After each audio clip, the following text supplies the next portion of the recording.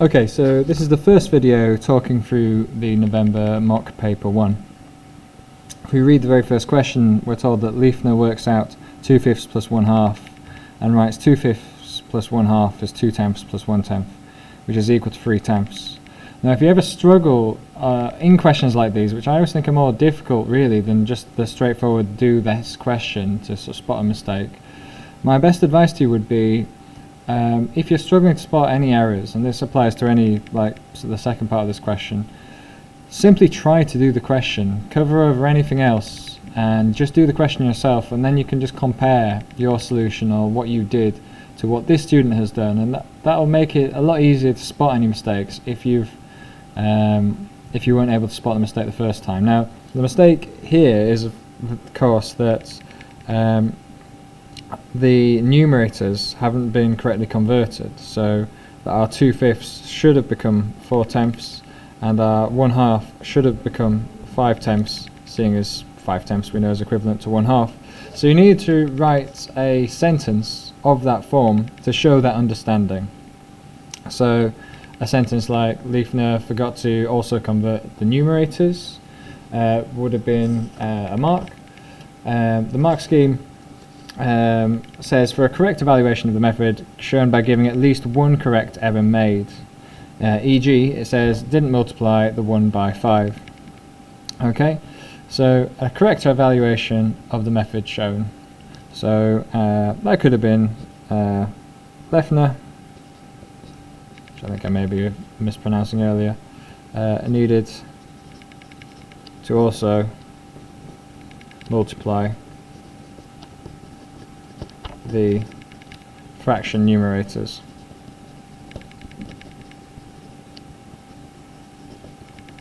to keep them equivalent. And writing e.g. is never a terrible idea for just, if you struggle with these sorts of questions, to be clear about what you're meaning. Because I think these questions are quite difficult really in order to ensure you're going to get the mark. It's quite hard to remember all the key mathematical vocabulary and to get what you know to be the mistake into words quickly in the exam.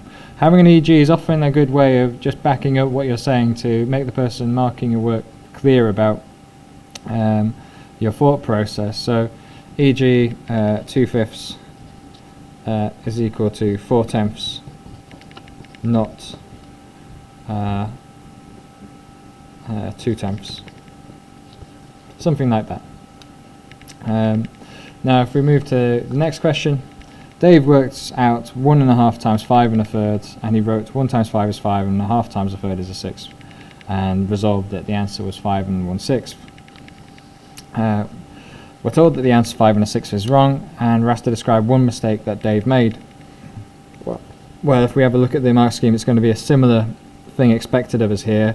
A correct evaluation of the method shown by giving at least one correct error made, e.g. split a mixed number or should convert to improper fractions. First, quite a few people I think put should convert to improper fractions, but that's arguably too vague, seeing as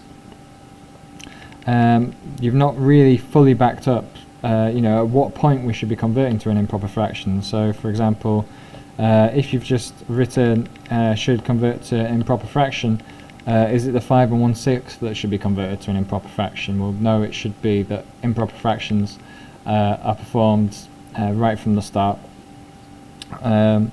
So an evaluation like Dave needed to convert the starting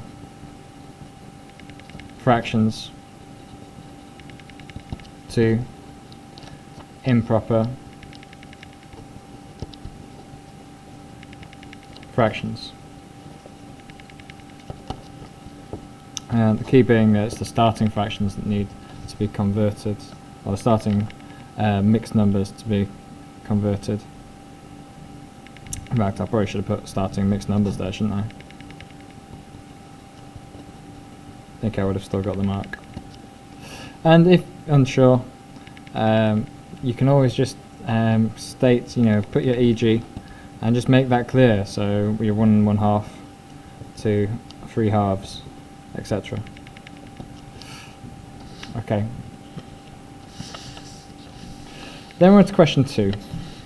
Work out an estimate of the value of 63.5 times 101.7. Now, it used to be that a golden rule in estimation was simply to write each number to one significant figure.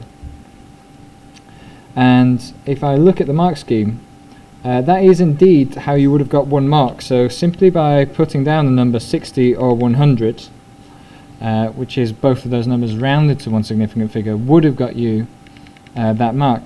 But actually, an easier sort of look at this might have told you that in this particular case, as we know that 64 is a square number, it might actually prove more useful to write 64 times 100 instead of 60 times 100 here when we're working out the estimate here.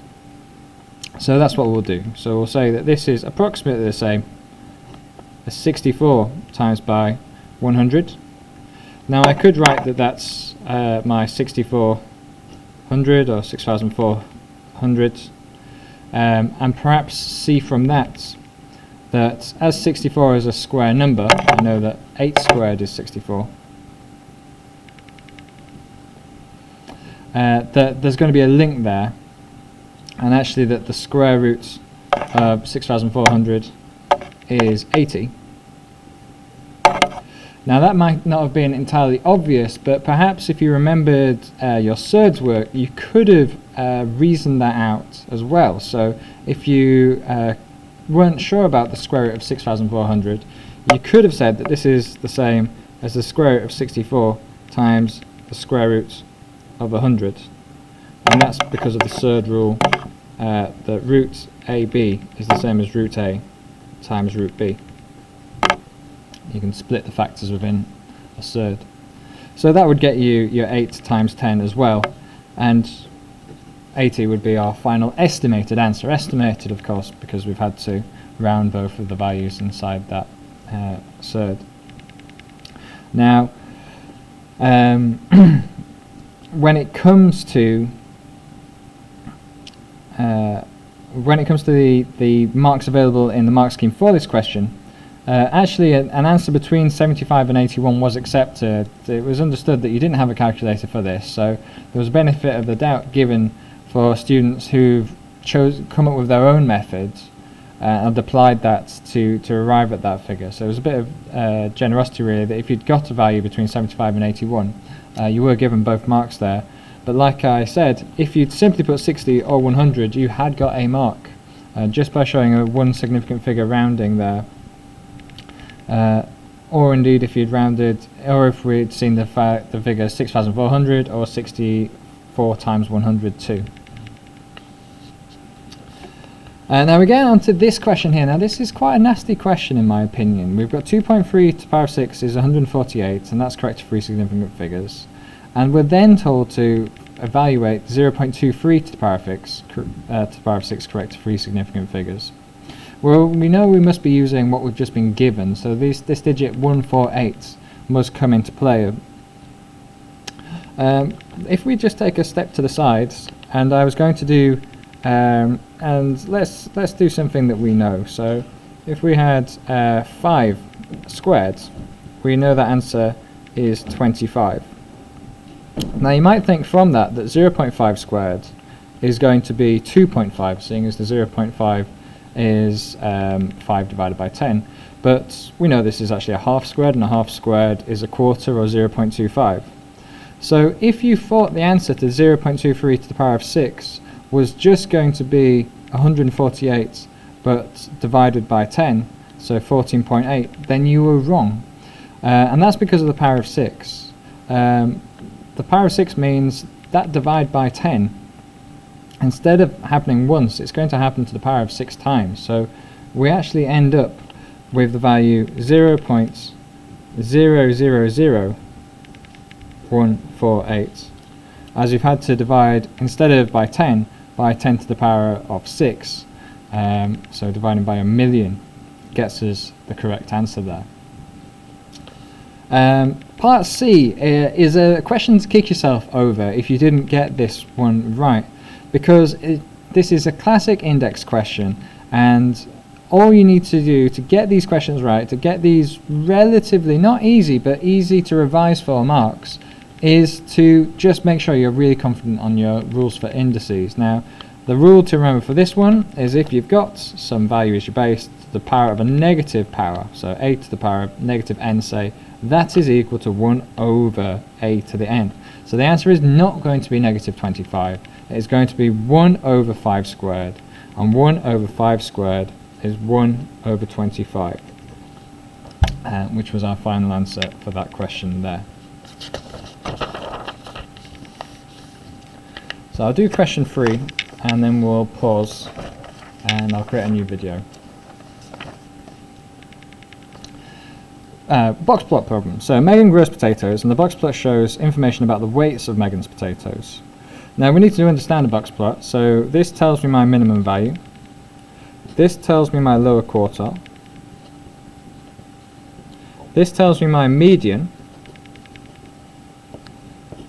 That tells me my upper quartile. And that tells me my maximum value. So in other words, from this I can see that the heaviest potato was 72 kilograms, and the lightest potato was 22 kilograms, and the medium was 57 kilograms. Megan says that half of her potatoes weigh less than 50 grams each. Is Megan correct? And give a reason for your answer. So no, it's not going to cut it here. The median divides the data in two. The lower quartile divides between the bottom 25% or the bottom quarter of data and the top 3/4 of data. The median splits it exactly in half. So is Megan correct? No. And what's the reason that Megan is incorrect? Simply stating that the median is 57 kilograms is sufficient to get the mark there. Just an understanding that the median splits the data in half, so that we know that half these potatoes were less than 57 kilograms, half these potatoes were more than 57 kilograms, and so the median is 57 kilograms. So let's do the second part of this, and I'll finish this video and then start a new one. Amy also grows potatoes. The box plot shows information about the weights of Amy's potatoes. Compare the distribution of the weights of Megan's potatoes with the distribution of the weight of Amy's potatoes. So this is definitely a question to pay attention to if you didn't get both marks on this, as it's a very common and classic compare two distributions question that you see quite a lot in GCSEs. Whenever you are comparing, and you'll notice there's 2 marks available for this. Whenever you're comparing, you're trying to make 2 points effectively. One is a comparison of the center of the data, which is effectively a comparison of the averages. Alright? So you should always, when you're comparing data, if you can, compare the averages. Okay, so one, comparing the averages. And the second thing you need to compare is the spread of the data. Now we measure spread by 2 things mainly. One is the interquartile range, which is the difference between the upper quartile and the lower quartile. And the other is the range. Sometimes spread is called consistency, so the more consistent data is, the less spread it is. So if I compare the averages, I can see from these 2 box plots that Megan's potatoes are on average much more, have a higher weight than the potatoes of Amy. So for my comparison of the averages, I would be able to say, on average, Megan's potatoes weigh more than Amy's potatoes.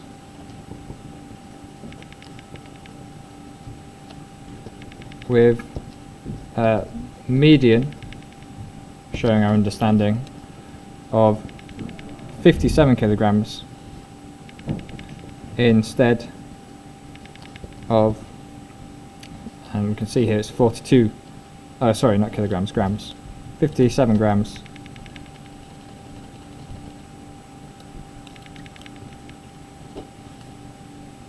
kind of made a mistake there as well, didn't I? Well done if you spotted that.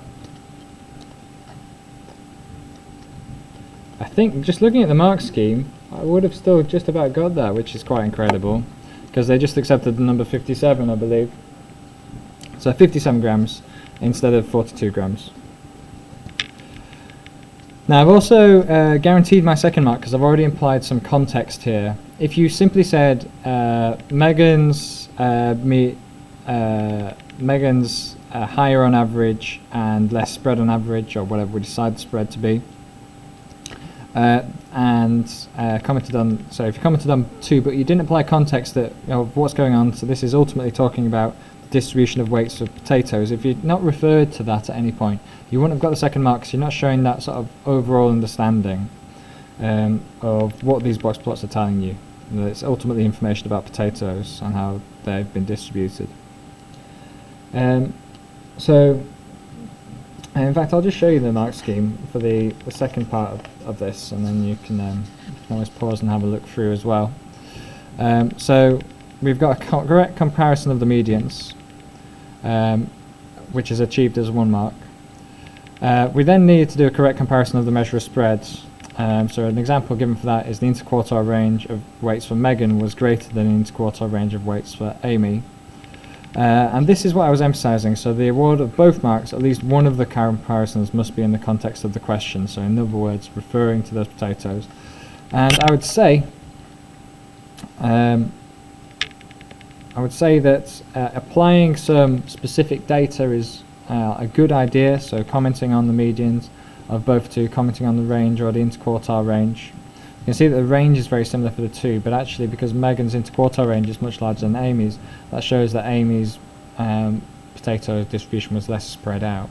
And we can see that on the box plots as well, how this box plot has a larger interquartile range because the box itself is wider than this box plot with a smaller box size. Okay, I'll finish that there and start on question 4 in the next video.